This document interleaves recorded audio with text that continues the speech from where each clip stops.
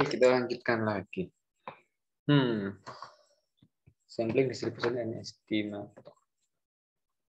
Oke, maksud dari konsep ini adalah ketika semua kemungkinan sampel itu diambil ya dari populasi yang sama. Oke, saya ulangi lagi, mohon maaf. Ketika semua kemungkinan sampel itu diambil dari populasi yang sama, nantinya akan terjadi ketika populasinya terdistribusi normal, maka sampelnya pasti juga akan normal.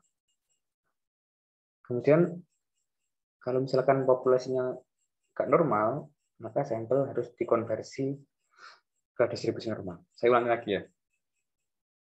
Maksud dari konsep yang di sini adalah ketika suatu sampel itu diambil dari populasi yang terdistribusi normal, maka bisa dipastikan sampelnya itu juga normal, juga terdistribusi normal. Begitu pula sebaliknya, ketika sampel itu diambil dari populasi yang tidak terdistribusi normal, maka dia juga tidak terdistribusi normal. Oke, tahan dulu. Kemudian kalau sampel itu tidak terdistribusi normal, maka dia harus dikonversi dulu ke distribusi normal. Memang agak membagongkan. Cuman ya inilah tanggung jawab kita untuk belajar. Oke. Di sini ada definisi dari yang tadi ya, sampling distribution of statistic. Jadi sampling distribution itu biasanya direpresentasikan sebagai distribusi peluang dalam format tabel, histogram probabilitas, dan juga rumus. Ini maksud dari slide 49 ini. Nah, di sini ada keterangan bahwa mean, varian, dan proporsi itu biasa digunakan dalam mengukur parameter populasi. Ditelan aja satu-satu gitu ya. Oke, saya ulangi lagi ya. Di sini ada keterangan bahwa means, variance, dan juga proporsi itu biasa atau sering digunakan untuk menghitung atau mengestimasi parameter populasi. Nah, ini ada penjelasan satu persatu. Rata-rata atau mean itu grafiknya berbentuk lonceng atau berdistribusi normal. Kemudian kalau variance itu dia grafiknya puncaknya di kiri atau skewed to the right. Kalau puncak di kiri berarti ekor di kanan. Dia itu pesok di kanan gitu. Skewed to the right. Atau bisa diartikan juga dia tidak berdistribusi normal. Nah, untuk proporsi itu juga berdistribusi normal sama dengan mean. Jadi dia bentuknya bell-shaped atau lonceng.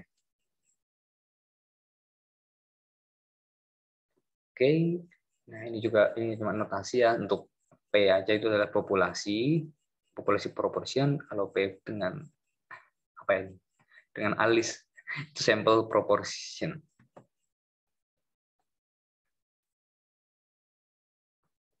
Oke, ini masih menjelaskan terkait sample proportion. Nah, tadi kan disebutkan ya bahwasanya rata-rata varians dan proporsi itu biasa digunakan dalam menghitung parameter populasi. Nah ini ada yang tidak atau bias. Ada yang bias untuk digunakan dalam menghitung parameter populasi. Itu ada median, range, dan standar deviasi. Jadi dari semua yang sudah kita sebutkan tadi, yang normal dipakai atau yang bisa dipakai itu yang tidak bias itu adalah rata-rata, varians, dan proporsi. Nah, sedangkan yang bias itu adalah median, range, dan standar deviasi. Oke, sudah mulai agak cerah. Nah, ini adalah contoh. Contoh untuk membuktikan apakah yang tadi sudah kita pelajari itu benar apa enggak. Yang tadi loh, yang means rata-rata itu kurvanya berbentuk lonceng, kemudian yang variance itu skewed to the right, kemudian yang proportion itu berbentuk lonceng. Nah, itu kita buktikan di sini.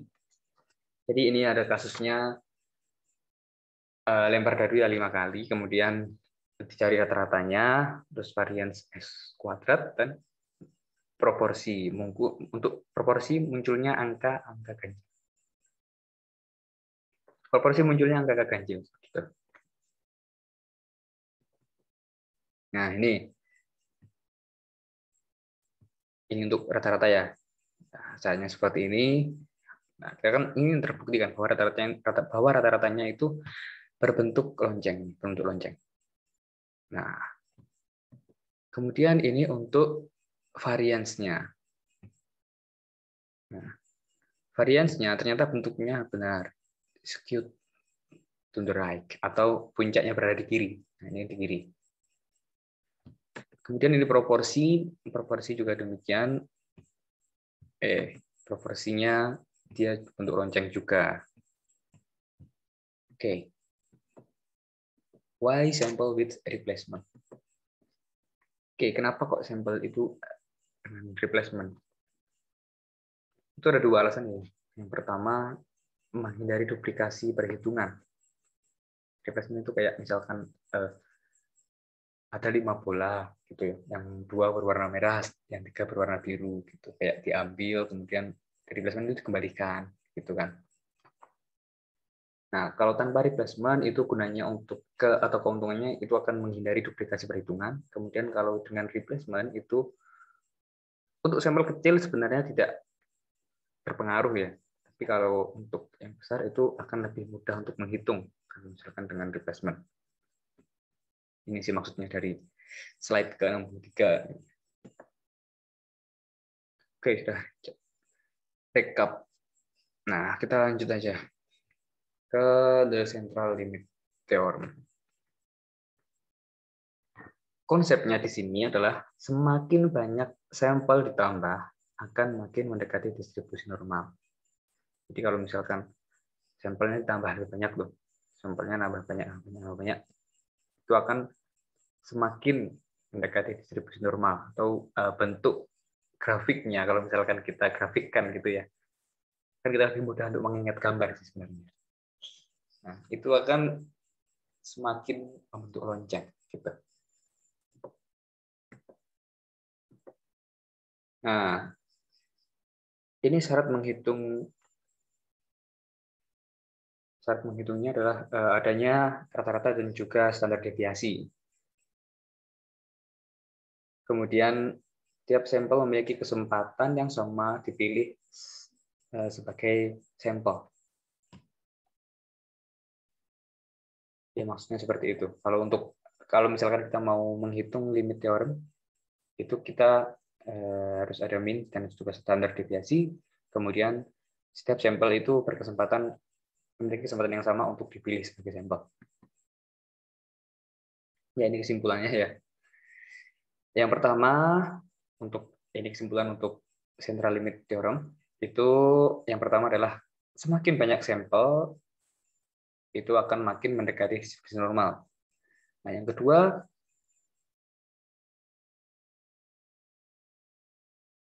itu adalah rata-rata atau means mengestimasi populasi.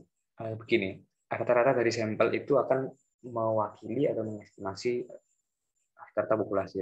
Jadi mu x itu akan sama dengan mu. Gitu. Nah, yang ketiga ini adalah rumus untuk standar deviasi dari sampel means. Jadi kalau misalkan tadi kan saya sebutkan ya, kalau misalkan sampel itu diambil dari populasi yang tidak berdistribusi normal, maka dia akan tidak berdistribusi normal juga. Nah, kalau misalkan sampelnya tidak berdistribusi normal, kita harus konversi dulu. Nah, seperti ini caranya.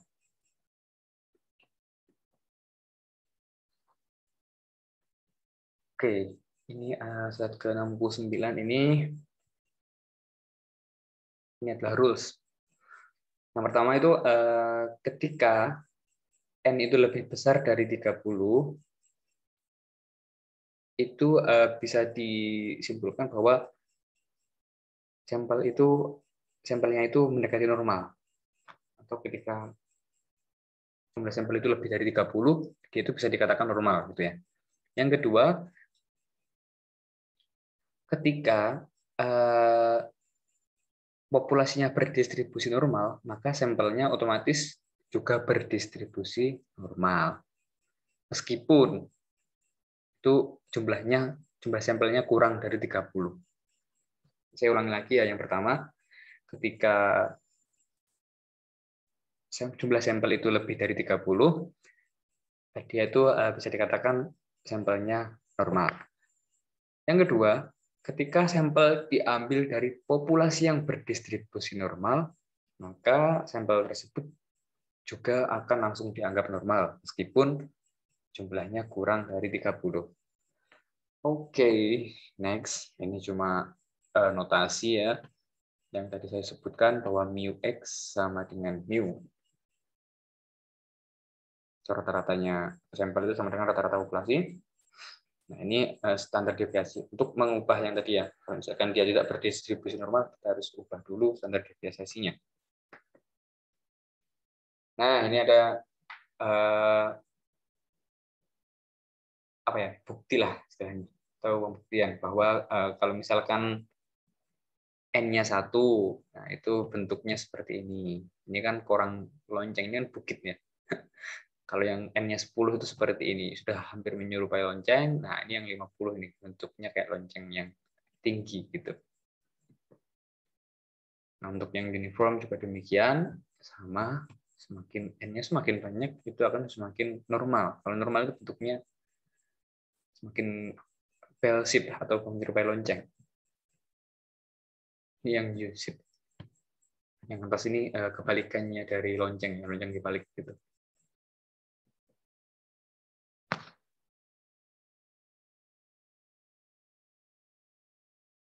Oke, important point.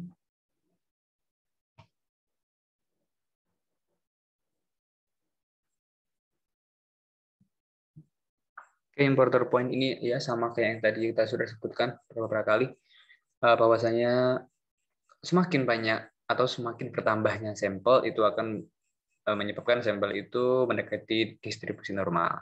Terus semakin normal lah, semakin banyak sampelnya semakin normal. Oke.